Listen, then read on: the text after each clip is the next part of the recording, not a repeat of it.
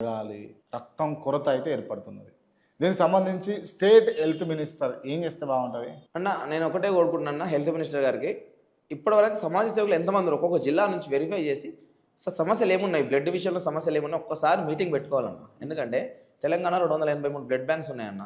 283 blood banks మీద ఒక దగ్గర పిలవాలి. పిలిచి మీరు చేస్తుంది ఏంది, మీకు ఉన్న సమస్య ఏంది, మనకు షార్టేజ్ ఎంత, సర్జరీలు ఎన్ని రోజులు పోస్ట్పోన్ అవుతున్నాయి, బ్లడ్ ఎందుకు, మనకు ప్రాబ్లం ఏంది. ఇప్పుడు గత నాకు తెలిసి 16 సంవత్సరాలు నేనే సర్వీస్ చేస్తున్నాను.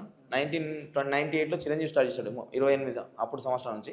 ఇన్ని సంవత్సరాల నుంచి ఒక్కొక్క హాస్పిటల్లో కొన్ని వేల మంది లక్షల మంది డొనేషన్ చేసి ఉంటారు కదా. వాళ్ళందరికీ డేటాబేస్ చేసి ఏ రోజు ఏ హాస్పిటల్ ఇచ్చినాం మళ్ళీ 3 months తర్వాత వాళ్ళకి రిమైండ్ వెళ్ళిపోవాలన్న. ప్రభుత్వం చేయాల్సిన పని ముఖ్యం ఇదన్న. హాస్పిటల్ వాళ్ళు చేస్తారా, ప్రభుత్వం చేస్తారా, చేయాలా. చేసి 3 నెలలకు ఒకనాడు క్రాంతాన్ని ఈరోజు రక్తదానం చేసిండు, మళ్ళీ 3 నెలలకు రిమైండ్ వెళ్ళిపోవాలి, మీ టైం వచ్చింది, మీరు బ్లడ్ డొనేషన్ చేయండి, మెసేజ్ ఫార్వర్డ్ అవుతుండాలి. అవుతున్న వాళ్ళకు ఒక ఐడియా వస్తుంది, వీళ్ళు పట్టుకుని ఏదో టైంలో పోయి ఇస్తారు. అలాంటిది గుర్తు చేయాలా.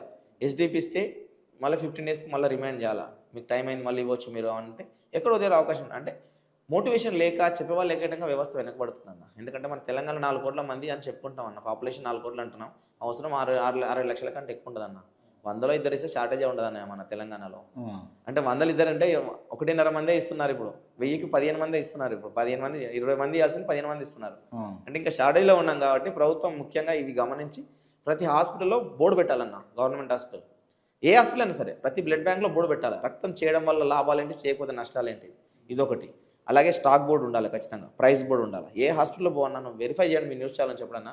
ఎక్కడ హాస్పిటల్లో స్టాక్ బోర్డు ఎన్నో ఒక దగ్గర ఉంటుంది, ఫ్రెష్ అమౌంట్ బోర్డు ఉండాలి. ఈ ప్రైస్ ఇంత అనేది ప్రైస్ లిస్ట్ ఉండాలి, పెట్టరు. స్టాక్ బోర్డు పెట్టరు. అంటే రూల్స్ ఫాలో కావాలి కదన్నా, డ్రగ్ రూల్, హెల్త్ రూల్. ఈ ఫాలో నిర్లక్ష్యం ప్రభుత్వం ఖచ్చితంగా సీరియస్ అయ్యి రేపు పొద్దున్నే రూల్ ఆర్గనైజ్ ప్రతి బ్లడ్ బ్యాంక్లో ఏ స్టాక్ ఉంది, ఏది లేదు, ఎవరికి ఏం చేస్తారు, మీరు ఖచ్చితంగా మీరు డేటా ఎందుకు చెప్పాలన్న అవేర్నెస్ ఖచ్చితంగా. కాబట్టి గవర్నమెంట్ ఒకటే కొట్టున్నా, పెళ్ళికి ముందు షాదీ ముంబర కళ్యాణ చెక్లు ఇస్తారు కదన్నా, వాటికి ఇచ్చేటప్పుడు ఖచ్చితంగా ఈ టెస్ట్లో ఒక 3 టెస్టులు రకాలు అవగాహన చేయాలి. తలసేమియా ఒకటి, హెచ్ఐవి ఒకటి, క్యాన్సర్ ఒకటి. ఈ 3 టెస్టులు కనుక చేస్తే రేపు పొద్దున మనం చాలా మందిని కాపాడగలుగుతాం. ఇవి లేకుండా తలసేమియా అనేది రాకుండా అంతరించే చేయొచ్చు. ఎందుకంటే జన్యుపరమైన వ్యాధి అది తల్లిదండ్రుల నుంచే వస్తుంది. కాబట్టి ఆ టెస్ట్ చేసి మీరు ఇది ఫాలో అవ్వండి అని ఇన్స్ట్రక్షన్ ఇస్తే ఖచ్చితంగా కళ్యాణ లక్ష్మి చెక్ ఖచ్చితంగా వాళ్ళు చేయించుకుంటారు. ఐటీసీలో ఫ్రీగా చేస్తారు, గవర్నమెంట్ ఐసీటీసీ కేంద్రాల్లో ఆ టెస్టులు ఫ్రీగా చేస్తారంటే పెళ్లి చేసిన దంపతులు ఖచ్చితంగా మీరు పెళ్లికి ముందు ఒక టెస్ట్ చేయించుకొని ఆ టెస్టులు చేయించుకుంటే క్యాన్సర్, హెచ్ఐవి, హెచ్బిఏట్, తలసేమియా వేసుకుంటే మనం ఈ జనరేషన్ ఆపొచ్చు ఇంతకే. మన ఇండియాలో 3.5 కోట్లు ఉన్నారు, మన తెలంగాణలో ఒక 4 కోట్లు 4 లక్షల మంది అని 4,000 మంది అని చెప్తున్నాం తలసేమియా. వాళ్ళకి రెగ్యులర్గా మంత్లీ 1-2 సార్లు ఎక్కించాల్సి వస్తుంది. చాలా ఉత్పత్తి అనేది ఉండదు. కాబట్టి ప్రభుత్వాన్ని నేను ముఖ్యంగా వేడుకుంటున్నాను, ఖచ్చితంగా మీరు ఇది చేసి. అలాగే మన రాష్ట్ర వ్యాప్తంగా రక్త కొరత లేకుండా అంటే ప్రతి కాలేజీల్లో, ప్రతి పోలీస్ స్టేషన్, ఐటీ కంపెనీ, ప్రతి గ్రామంలో సర్పంచ్, ఆర్టీసీ బస్ స్టాండ్లో ఇవి జరుగుతున్నాయి. విలేజ్లో ఒకటి 12,769 గ్రామాలు అన్న, మొత్తం 12,769 గ్రామాలు తెలంగాణలో. గ్రామానికి ఒక క్యాంప్ చేసిన గిటంగా 12,000 క్యాంపులు చేయొచ్చు అన్న. అంటే అవేర్నెస్ కోసం ఒక 30-40 మంది ఇచ్చిన గిటంగా మనకు కొన్ని లక్షల యూనిట్లు సేకరిస్తాం. పోలీసులు 850 పోలీస్ స్టేషన్స్ ఉన్నాయి. ఇయర్లీ వన్స్ అంటే మినిమం బేసిక్ ఆలోచనతో మినిస్టర్ గారు నేను వేడుకుంటున్నా. హోమ్ మినిస్టర్ లేడు కాబట్టి నేను కలవడం వీలు కాలేదు, విద్యాశాఖ మినిస్టర్ లేడు కాబట్టి. కానీ కొన్ని విద్యాశాఖలో ఉన్న కొన్ని లోపాలు ఏంటంటే డ్రెస్ కోడ్ లేదన్న. వాస్తవానికి డ్రెస్ కోడ్ అనేది ఖచ్చితంగా పెట్టాలన్న. కాలేజీలలో పిల్లలు కాలేజీకి పోతారా, ఎక్కడ పోతారా అనేది డ్రెస్ కోడ్ ఖచ్చితంగా ఉండాలి. అలాగే కొన్ని కాలేజీలలో Google Pay, PhonePe, online payments లేవన్న. చాలా ఇబ్బంది పడుతున్నారు. ఇప్పుడు మా కోడల్ని హాస్టల్ వేసాం కుకట్పల్లిలో, పేమెంట్ వేస్తే అమౌంట్ వేస్తే మళ్ళీ క్యాష్ పోయి తెచ్చివాల్సి వస్తుంది. ఎక్కడ పోయి ఏటీఎం పోవాలా, ఎంతో అంత ఆన్లైన్ ఇచ్చి కొట్టి మైనస్ అమౌంట్ తీసుకొని ఇవ్వడం జరుగుతుంది. కాబట్టి కొన్ని కాలేజీలో ఆన్లైన్ పేమెంట్ అయితే చేస్తే బాగుంటుంది. ఎందుకంటే చిన్న కూరగాయ 5 రూపాయలు కూరగాయలలో పెట్టుకున్నప్పుడు లక్షల ఫీజులు తీసుకునే కాలేజీ వాళ్ళు ఇంకా ఆన్లైన్ పేమెంట్ చేయట్లేదంటే మరి వాళ్ళు దేనికోసం చేస్తారు అనేది కొంచెం ప్రభుత్వం దృష్టి తీసుకుపోయి ఇవన్నీ మార్పు కావాలని కోరుకున్నాను.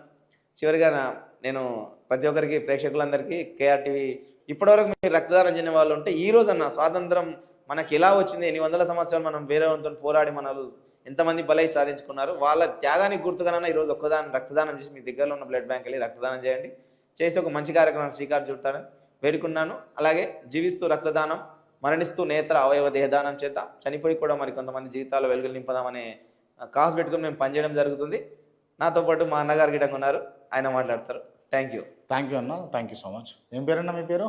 గోపరాజ్ శ్రీనివాసరావు. ఎన్ని సంవత్సరాల నుంచి ఇస్తున్నారు మీరు రక్తదానం? 38 సంవత్సరాలు. నా వయసు 56.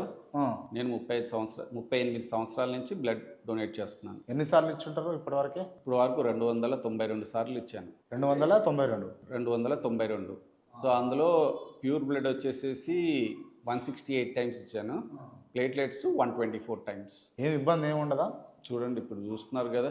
మీలాంటి వాళ్ళు చెప్పాలి కొన్ని, అంటే రక్తదానం వల్ల కొంత ఇబ్బంది ఉంటుంది అని చెప్పేసి కొంత అపోహలో లేకపోతే కొన్ని అనుమానాలతోటి సమాజం ఉన్నది. వాళ్ళ చైతన్యమే ఇంకా రక్తదాన దాతలు పెరగాలి అంటే కాబట్టి మీరైతే కొన్ని అంశాలు చెప్పాల్సి ఉంటుంది. ఏం ఇబ్బందులు ఉండవు. నా ఇప్పుడు మీరు అన్నది అపోహలు అన్నారు చూడ, నిజంగానే అపోహలే అవి వీడనాడాలి.